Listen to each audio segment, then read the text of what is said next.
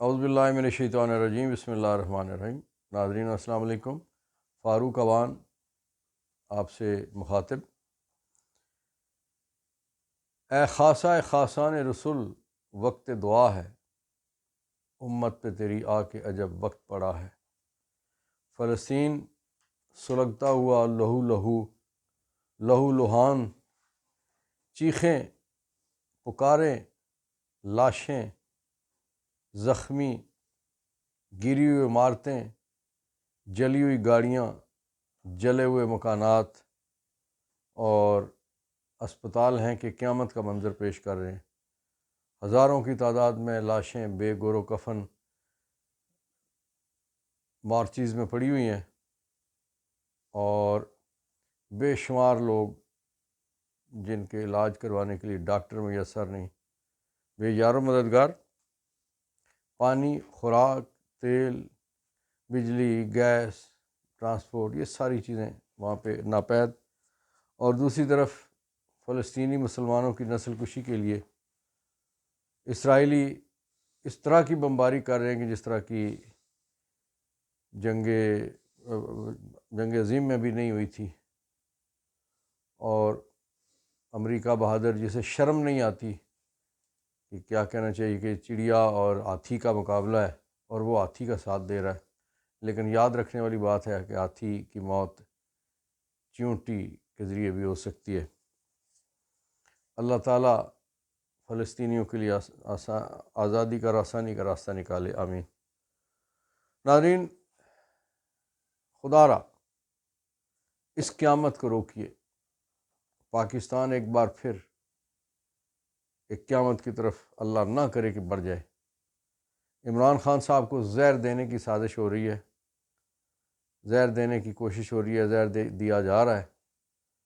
یہ بات عمران خان صاحب نے اپنے وکلاء سے ملاقات کے دوران کہی، اور انہوں نے کہا کہ میں نے اب اپنے جسم میں کچھ تبدیلیاں محسوس کرنا شروع کی ہیں، اور مجھے احساس ہو رہا ہے کہ مجھے زہر دیا جا رہا ہے، سلو پوائزننگ ہو رہی ہے۔ ناظرین، یہ کوئی نئی بات نہیں ہے۔ ایف آئی اے کی جو تفتیشی، جو نواز شریف اور یہ اس قسم کے جرائم پیشہ جو لوگ ہیں، ان کے ریفرنسز، مقدمات، انکوائریاں، تفتیشیں جس کے پاس تھیں وہ، اور پھر جو ایک اور ثبوت تھا مقصود چپڑاسی، جس کے نام پہ جعلی اکاؤنٹ تھے، بیچارہ جس نے کبھی جہاز کا منہ نہیں دیکھا، اس کے اکاؤنٹوں میں کروڑوں اور اربوں روپے پڑے ہوئے تھے۔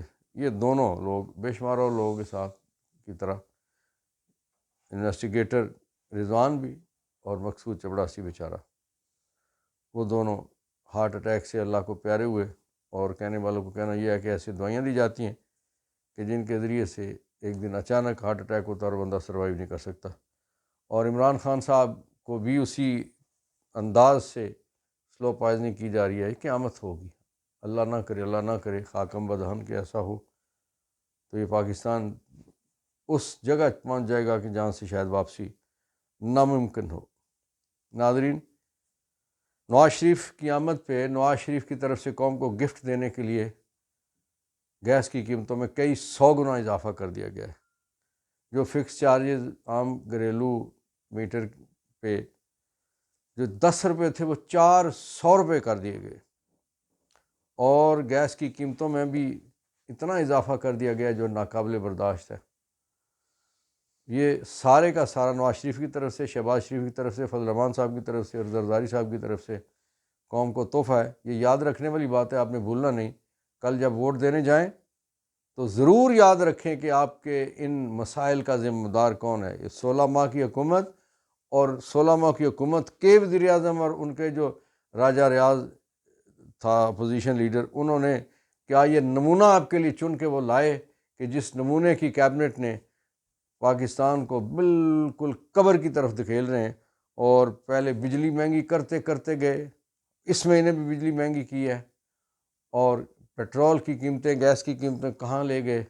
اور سب سے اب جو چولہا جلانے کے لیے سستی چیز تھی گیس، وہ اس قدر مہنگی کر دی گئی ہے کہ اب چولہا جلنا بھی شاید مشکل ہو جائے گا۔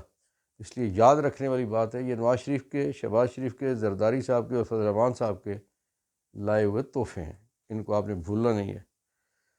ناظرین، کل ہم نے بنگالی بھائیوں سے ایسے کر کے گزارش کی تھی کہ اللہ کے واسطے یار ہمارے بھائیوں، ان بھائیوں کے آگے، مغربی پاکستان والے بھائیوں کے آگے آپ ہار جاؤ، تاکہ عزت تو نہیں رہی تو تھوڑا سا جو بھرم سا ہے بچ جائے، وہ بچ گیا ہے۔ شکریہ بنگالی بھائیوں کہ آپ نے آج جس طرح ہم باقیوں کے ساتھ کھیلتے تھے اس طرح سے آج آپ نے ہماری ٹیم کے ساتھ کھیلا اور ہم جیت گئے۔ اور ایک مہوم سی، بالکل ایسی ذرا سی سرنگ کے کنارے جیسے معمولی سے سوراخ کی روشنی ہوتی ہے کہ اگر فلاں بھی ہار جائے، فلاں بھی ہار جائے اور فلاں بھی ہار جائے تو ہم سیمی فائنل میں پہنچ سکتے ہیں۔ اللہ کرے کہ ایسا ہی اور ہم پہنچ جائیں، ویسے ناممکن نہیں ہے۔ پاکستان اس طرح کے تجربات سے گزر چکا ہے اس سے پہلے۔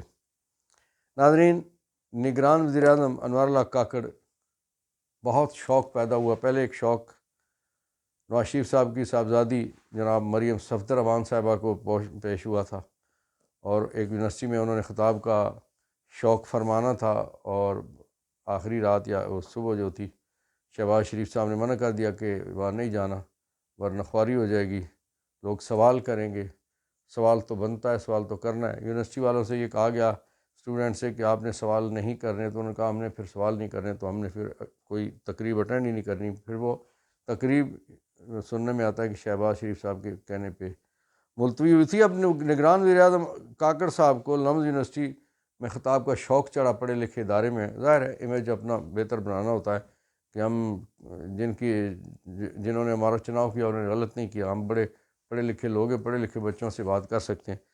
تو وہاں کوئی گھنٹہ کے قریب 50 منٹ یہ لیٹ پہنچے، تو ان کے ارشادات اور تقریر کے بعد ایک اسٹوڈنٹ نے یہ کہا کہ جناب پرائم منسٹر، آپ کو احساس نہیں کہ یہاں ایک ایک منٹ ہر ایک اسٹوڈنٹ کا اور ہمارے ٹیچرز کا بڑا قیمتی ہے؟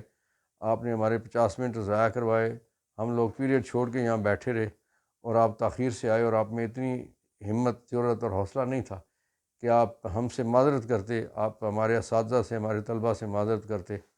تو اس پہ کاکڑ صاحب نے تو تکار شروع کر دی کہ تمہیں کیا پتہ، تم کیا جانو، تو فلاں، اور تو اگر یہ ہو جائے اور تو ہو جائے، وہ یعنی وہ جس طرح سے ہوتا ہے نا کہ وہ ماسی، ایسے ماسیاں بوڑھیاں کہ جو جب کوئی معاملہ ہوتا ہے تو ایک دوسرے کو سنانا شروع کر دیتے ہیں، تو کاکڑ صاحب نے اسی طرح سے سنانیاں شروع کر دی، اور تو اور تم اور اس طرح کی گردان انہوں نے کی کہ وہ بدمزگی بھی تھی، بدمزاجی بھی تھی، بدتمیزی، بد تہذیبی بھی تھی۔ اصل بات یہ ہے کہ کمپنی کی ناقص پروڈکٹ ہے نا، ناقص پروڈکٹ جو ہے نا، وہ چائنا کی پروڈکٹس والے کہتا ہے کہ چل گئی تو چل گئی، نہیں تو پھر نہ صحیح۔ تو یہ ناقص پروڈکٹ جو ہے یہ اپنے ان دنوں کھل کے کھیلنے کی کوشش کر رہے ہیں۔ اس کی وجہ یہ ہے کہ انہیں یہ کہا گیا تھا کہ آپ 90 دن کے لیے نہیں، آئینی پیریڈ کے لیے آپ نہیں آئے۔ انہیں صرف کہا نہیں گیا، انہیں اسمبلی کی طرف سے قانون سازی کر کے دی گئی، انہیں معاشی، انہیں قانونی، انہیں اور انتظامی سارے معاملات میں قانونی طور پہ ان کو کھلی چھوٹ دے دی گئی کہ آپ حضور جب تک چاہیں موج میلہ کر سکتے ہیں۔ تو اس لیے ناکڑ صاحب کی بدمستیاں، خرمستیاں اور بدتمیزیاں اس وقت عروج پہ ہیں، اور وہ بھی کس کے ساتھ؟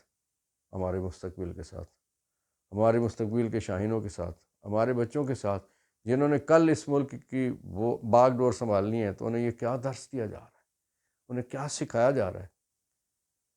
یہ ناقص پروڈکٹ ہے، یہ پروڈکٹ ہمیں نہیں چاہیے، یہ پروڈکٹ قوم کو نہیں چاہیے، قوم اس سے عاجز آ چکی ہے۔ یہ ایکسپائرڈ پروڈکٹ ہے، یہ اس کے انگریڈینٹس ہی پورے کوئی نہیں ہیں، وہ جو چیزیں ہونی چاہیے وہ ان میں ہے ہی کوئی نہیں۔ سب سے پہلی ضروری بات یہ ہے کہ آئین کی پابندی کریں، پاسداری کریں، قانون کی پابندی اور پاسداری کریں، اور اپنے اوپر یہ ایسی چھاپ نہ لگنے دیتے کہ جس سے پتہ چلتا کہ فلانا فلانے کا بچہ اور فلانے کا آدمی ہے۔ لیکن انہوں نے فلانے کا بچہ بھی ثابت کیا اپنے آپ کو، اور فلانے کا آدمی بھی اپنے آپ کو ثابت کیا، لیکن نہیں ثابت کیا تو نگران ہونا ثابت نہیں کیا۔ اس کی وجہ یہ ہے کہ نگران 90 دن کے لیے آتے ہیں، اور یہ کئی 90 گزر چکے ہیں۔ الیکشن دور دور دور تک صرف ایک بندے کی وجہ سے، نواز شریف کی وجہ سے دکھائی نہیں دیتا۔ اب پیپلز پارٹی بھی، وہ بھی ٹسوے آتی ہے، روتی ہے، لیکن اب کیا ہو، آپ کے اپنے ہاتھوں کے لگائے ہوئے یہ پودے ہیں اور آپ کے اپنے ہاتھوں سے لگائی ہوئی گانٹھیں ہیں جو آپ کو دانتوں سے کھولنی پڑیں گی، کھلتی ہیں نہیں کھلتی یہ تو وقت جانے۔